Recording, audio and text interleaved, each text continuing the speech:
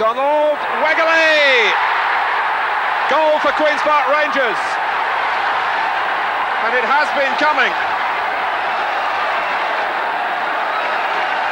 That's not according to Liverpool's plan.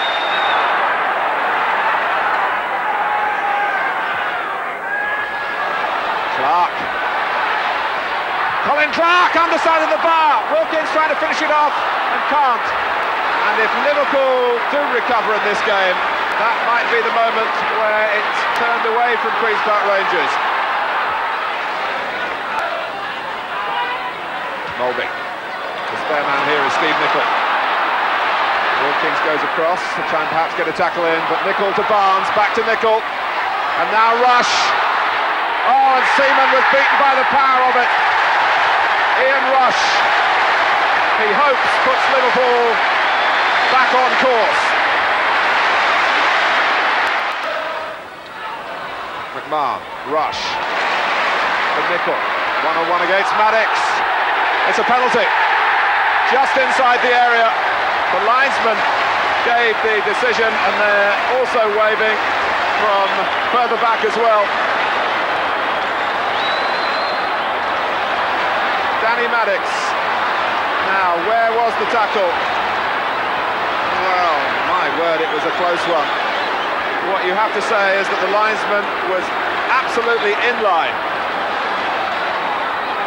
It hasn't been the best of seasons for Liverpool from the penalty spot. But here goes the newly crowned Footballer of the Year, John Barnes. 2-1. That might mean the championship.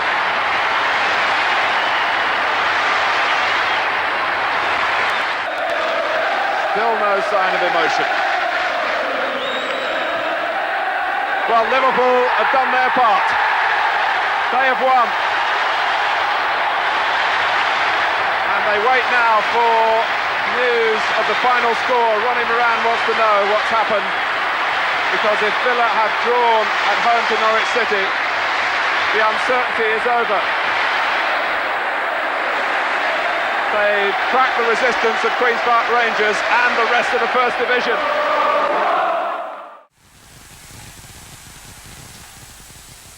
An afternoon of roller-coaster emotions for the Villa fans. Dejection when Raul Fox's volley flashed past Nigel Spink.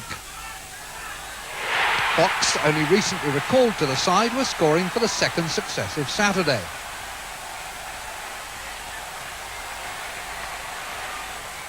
In the second half, the upswing for Villa began with Gordon Cowan's corner and Paul McGrath's header, his first goal for the club. Then Tony Cascarino followed suit. The striker Villa bought for £1.5 million had gone 8 games without breaking his duck.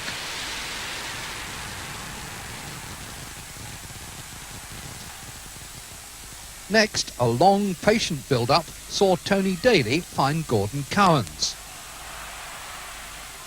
It was his killer pass that opened the way for David Platt to make it 3-1. Villa's goals had come in the space of 5 minutes. But from there, it was all downhill for Villa.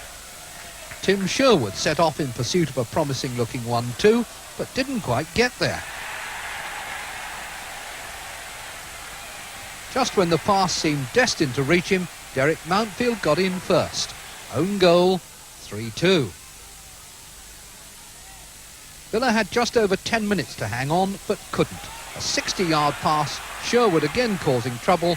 Robert Rosario hits the shot inside the far post. And right at the end, with Liverpool already celebrating, only Mark Walton's save prevented Cascarino from spoiling the Anfield party. They can't dispute their ability. There's nobody can dispute that.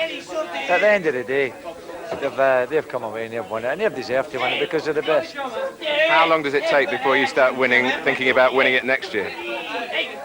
Well, I don't know. We need to start right away, I suppose. But we've won it because we've got a good quality squad and we've got plenty of depth there. And if we can improve in it, well, we'll try our best to do so. But it'll take a bit of improving in this squad. told you before, you got a great smile. It's nice to see plenty of it today. Thanks. Cheers.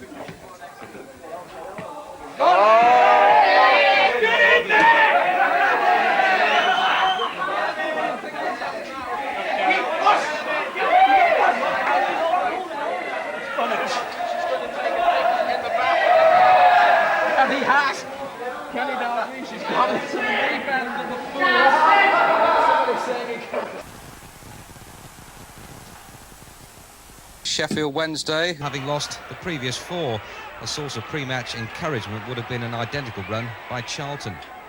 Nigel Worthington squaring for David Hurst. That was shortly before half-time.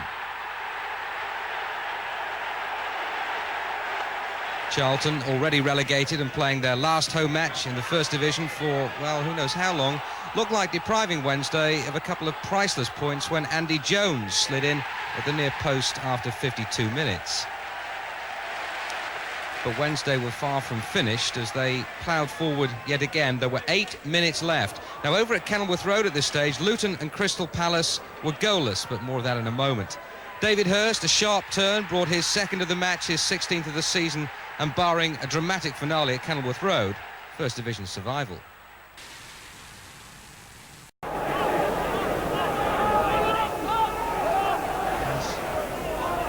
Strong in the tackle, tight in their marking, making it so difficult for Luton to open them up in midfield, but Wilson's done well here, and Wilson's in with a chance. He shoots and hits the post, and Rees is saved superbly by Nigel Martin. And Luton looked as if they were through there, denied once by the post and then once by goalkeeper Martin. Luton are on the fringe of being relegated. If they don't get the winner here, it's all over. It might be totally unjust as far as this game is concerned, but they must keep plugging away into the closing seconds. And now, for the first time, Jason Rees looked a little bit anxious.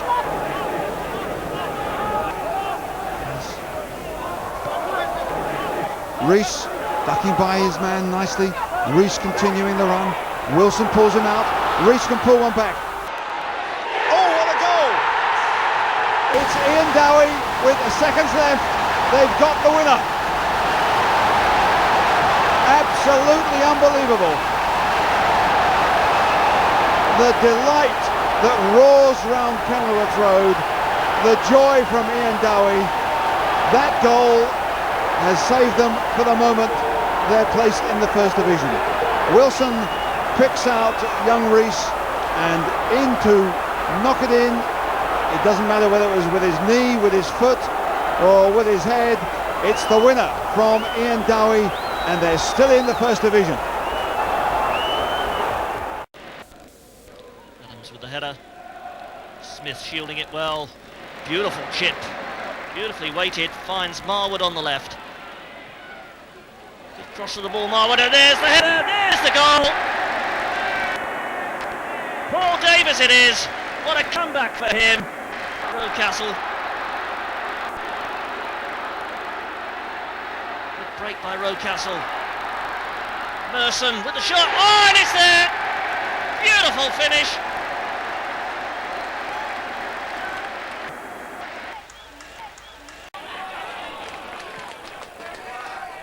Terry Venables was upset enough about the bumps and bruises Tottenham received that he refused a post-match handshake with his Wimbledon counterpart Bobby Gould. Spurs never able to settle at Plough Lane. John Fashanu desperately unlucky not to score there. It was a brilliant piece of improvisation.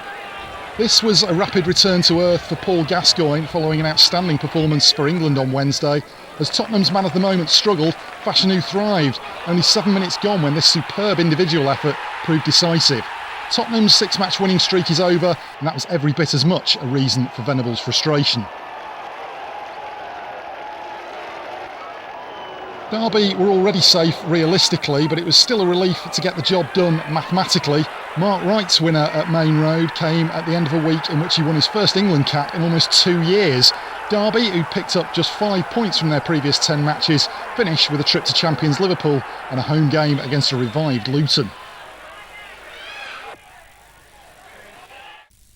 Only the bottom four have picked up fewer away points than Everton this season, and Malay's Colin Harvey needs to sort out if he's to end the club's search for a trophy.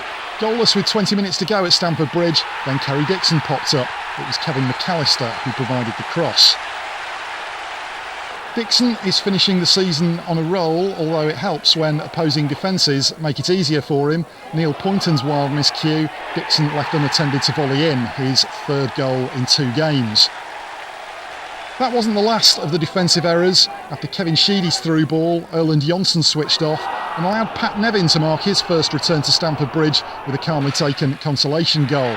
Despite it, Everton lost and dropped to 5th, 1 point and 1 place ahead of Chelsea.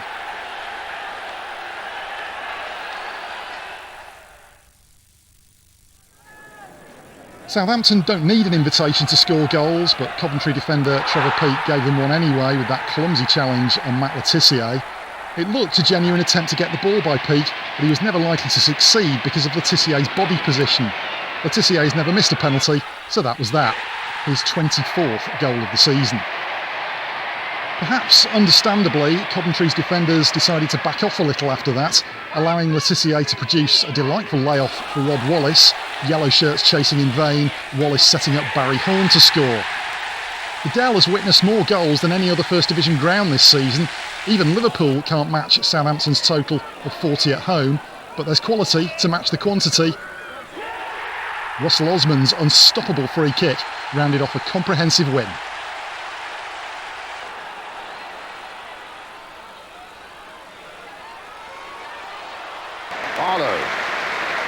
But Oldham at the moment looking assured as Irwin brings it forward again. Picks out Adams, who's still on that far side. An accurate ball in for Ritchie now. Good play this, and the shot by Ritchie! Flicked away well by Steve Sutton. Quality strike from a quality striker who's having a fantastic season. Laws now to Pearce. Hit in towards Parker. Good shot! Oh, terrific bit of goalkeeping. What a splendid shot by Parker. When he let that one go, he must have felt that this is the goal, but Andy Rhodes was there. Well, you can see it's played in by Stuart Pearce. Turns well, hits it brilliantly, saves superbly.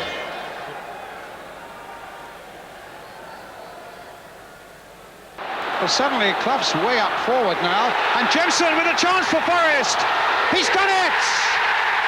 Forest have snatched the lead, with Nigel Jemson, the manager, quite unmoved, the goalkeeper quite perplexed, and the fans absolutely overjoyed. Yeah, it's a great ball from Nigel Clough, Brian. And Jemson's through on his own. He doesn't really make good contact with it first time, but the second time he makes no mistake.